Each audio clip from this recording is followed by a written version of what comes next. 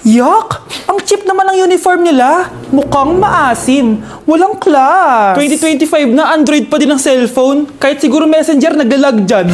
Ang ganda nga ng uniform. Ang sasama naman ng ugali. Naka-iPhone ka nga. Talo ka pa din naman sa ML. Ipabuhat yarn. Ang baho siguro ng classroom nila, no? Tapos nag-aagawan pa sa electric fan. Kasi wala naman silang aircon. Feel ko pinapalo sila ng teacher nila kapag nagkakamali sila. Ang boring siguro sa classroom nila. Mas masaya pa rin talaga sa public school, no?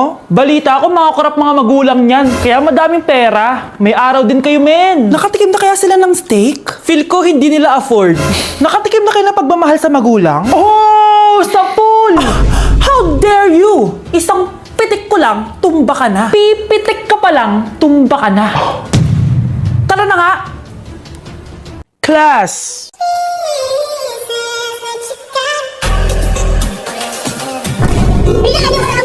Boring pa ako pa nga dapat yung magtanong sa'yo eh. Kailangan mo talaga ako. Ang kapal ng mukha mo, Pinay!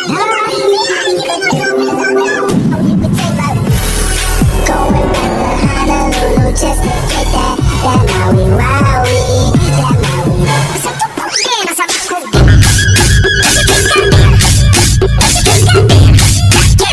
Diyos ko po, mas lang ako saglit eh.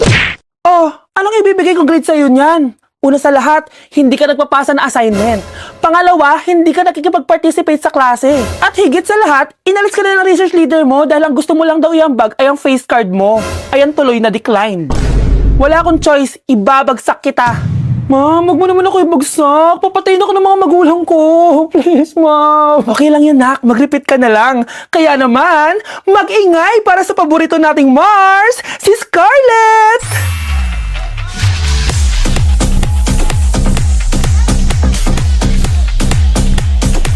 Huwag ka nang tatamad-tamad, ha? Okay, class. 5 points sa akin ang makakasagot neto. Ano ang pangalan ni Rizal? Ma'am. Yes, Scarlett? Rizal Park. Anong Rizal Park? Jose Rizal yon. Diyos ko, mga bata ngayon. Siya ang pambansang... Ma'am, siya ang pambansang opa.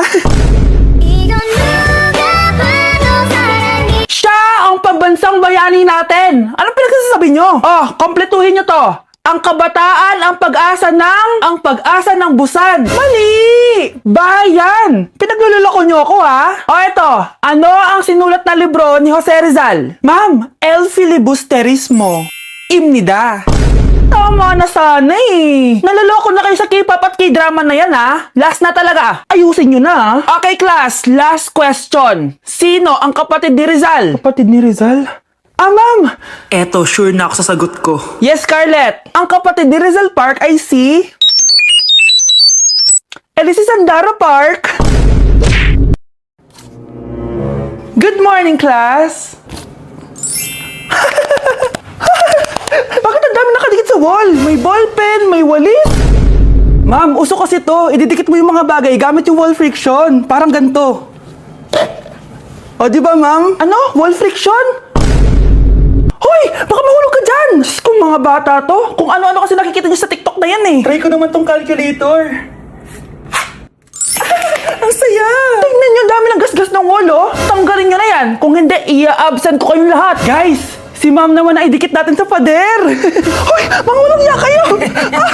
Ma'am, huwag kang matakot, ma'am. A few moments later. Hoy! Ibaba niyo ako dito! Guys, dismiss na daw tayo, sabi ni ma'am. Uwian na! Hoy! Isusumbong ko kayo sa principal! Ayoko talaga sa kanya. Bes, ayan siya ho, yung pet peeve mo. Hi! Panira ng araw. Okay, class, break time muna tayo. Hala, naiwan kayo bakit kong pagkain? Scarlett to, may sobra pa ako. Baka gutom ka na. Talaga? Bibigyan mo ako? Oo, ano ka ba? Gusto ko maging close tayo. Parang bumabait tong pet peeve ko ha.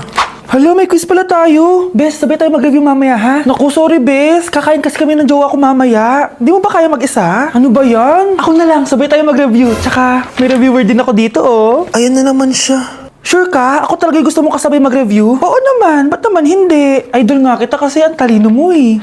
Sige na nga. Okay class, para sa activity natin today, pili kayo ng partner nyo. Bes, partner tayo ah. Sorry na Bes, partner na kasi kami ng baby loves ko eh. Partner na kami ng baby loves ko eh. Tayo na lang yung partner, Scarlett. Ikaw na naman. Buti ka pa. Gusto mo ako makapartner. Ayan, perfect! Partner kayo ng pet peeve mo. Ha? Bes! Pet peeve mo pala ako? After mo siraan sa amin yan, BFF na kayo ngayon? Samantha!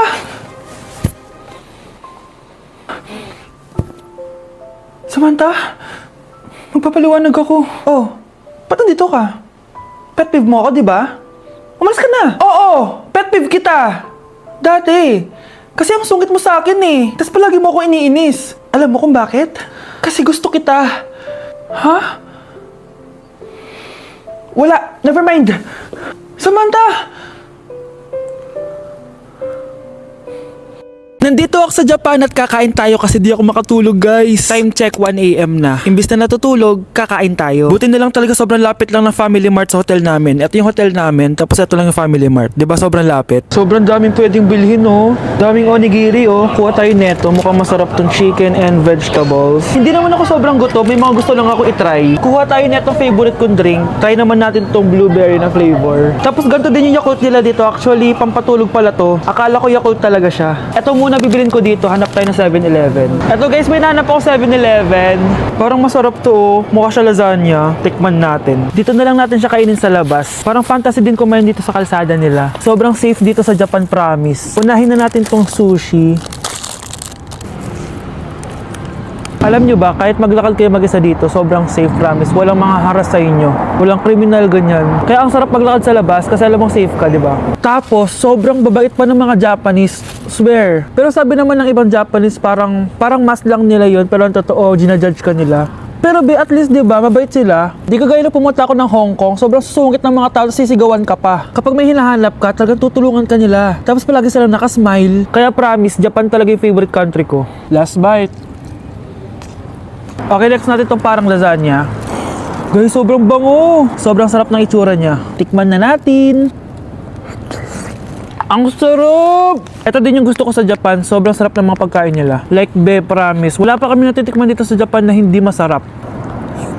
Kaya every time na pupunta talaga kami dito, promise na yon, natataba kami. Pero okay lang, Japan to eh. Alam nyo, minsan, naisip ko na dito na lang kaya kami tumira. Pero ang naririnig ko sa ibang foreigners na nakatira dito, masaya lang daw dito as a tourist. Pero kung dito ka natitira at mag-work, nakaka-depress daw, ganyan nakakalungkot. Kasi sabi nila toxic daw yung work environment dito. Pero ako, kung titira ako dito, gusto ko forever tourist ako. Inumin natin tong Yakult na nakakaantok. Last bite! Pabalik na ako ng hotel, guys, and inumin na natin to favorite nating drink. Medyo malansa siya, tas maasim. So yun lang, guys, bye!